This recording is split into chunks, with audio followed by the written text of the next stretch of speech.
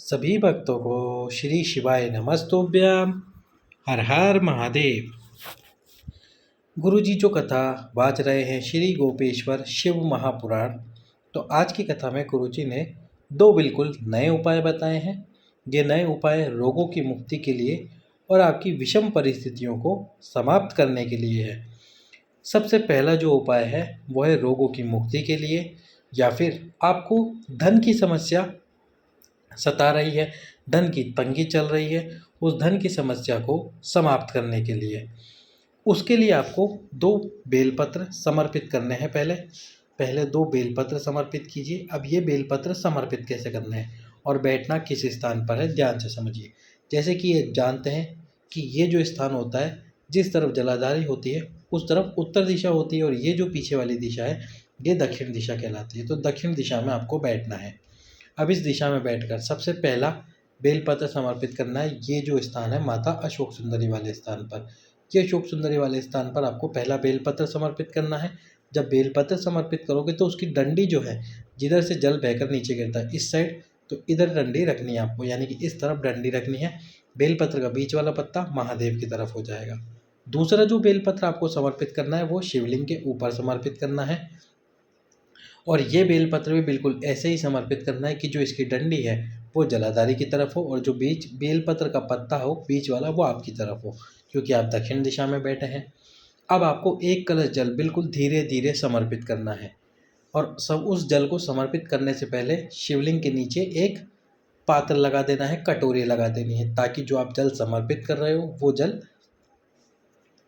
उस पात्र में, उस कटोरी में आ जाए। अब बिल्कुल धीरे धीरे एक पतली सी धार बनाते हुए भगवान शंकर का स्मरण करते हुए श्री शिवाय नमस्तुभ्यम बोलते हुए वो जल समर्पित करना है। और जब वो जल उस कटोरी में आ जाए तो उस जल को, जो भी आपका रोग है उस रोग को समाप्त करने के लिए पी लेना है।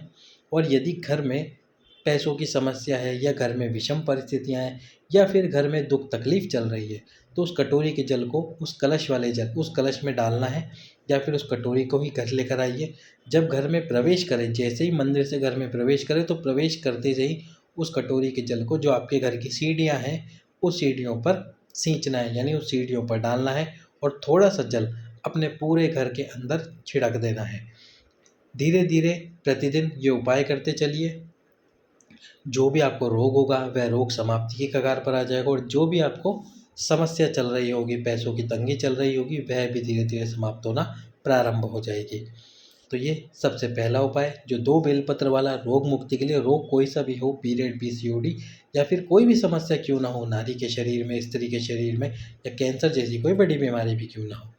अब दूसरा जो उपाय बताया है गुरुजी ने, दूसरा उपाय बताया है कि यदि आपको ये पुष्प मिल जाए, पुष्प कौन सा, कनेर वाला पुष्प, जो पीला वाला फूल होता है कनेर का, जो आप जानते हैं ये कनेर का जो पीला पुष्प होता है, वो यदि आपको शिव मंदिर में मिले, जैसे आप शिव मंदिर में गए और शिव मंदिर में जाने पर आपने देखा कि एक कनेर का पुष्प भगवान शंकर को समर्पित है, यदि समर्पित नहीं हो, जलाधारी पर हो तो भी अच्छी बात है, यदि जलाधारी पर नहीं हो, शिवलिंग के पास में ही हो, तो भी उस फूल से आपको ये उपाय करना है।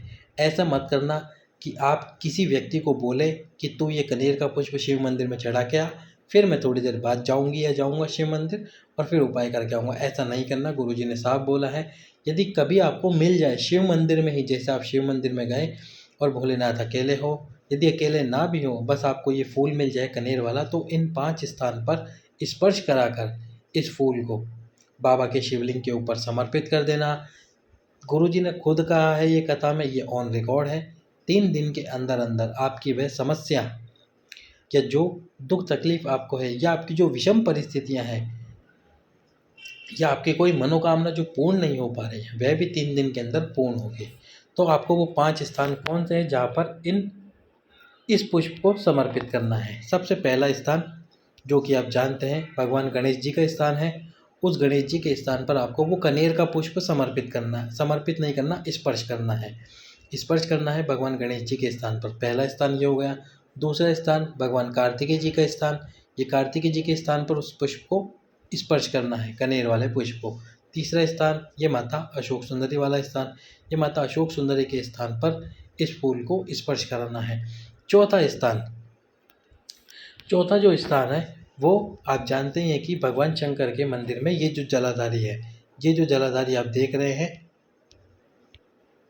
इस जलाधारी, ये जो भगवान शंकर की 5 बेटियां हैं, ये जो आप जलाधारी देख रहे हैं, ये जलाधारी, इसमें ये जो जलाधारी है, जो भगवान शंकर की 5 बेटियों का स्थान है, इस स्थान पर स्पर्श कराना है। अब यदि मान लीजिए किसी मंदिर में ये जलाधारी ना हो, तो फिर ये पुष्प आप कहाँ स्पर्श कराएंगे? तो जो भगवान नंदीश्वर का, भगवान नंदी का एक पैर ऊपर उठा हुआ होता है, उस पैर पर इस फूल को स्पर्श कराना है। जिस मंदिर में जलाधारी ना हो, उस मंदिर में स्पर्श कराने के बाद में, और जब आप स्पर्श कराएंगे तो भगवान शंकर की 5 बेटियों का स्मरण करें, जया, विशरा, शामली वाली, दौतली और देव।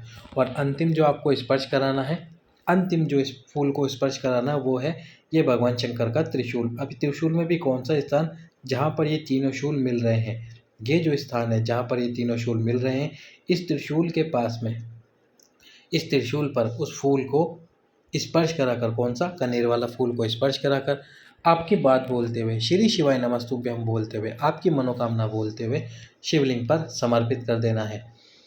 इसी उपाय के लिए गुरुजी ने कहा है कि मात्र 3 दिन लगेंगे। जिस मनोकामना से, जिस दुख तकलीफ को, जिस विषम परिस्थिति को समाप्त करने के लिए आप ये फूल समर्पित करोगे, आपकी वह मनोकामना शीघ्र ही 3 दिन के अंदर अंदर समाप्त हो जाएगी। मनोकामना 3 दिन में पूर्ण होगी।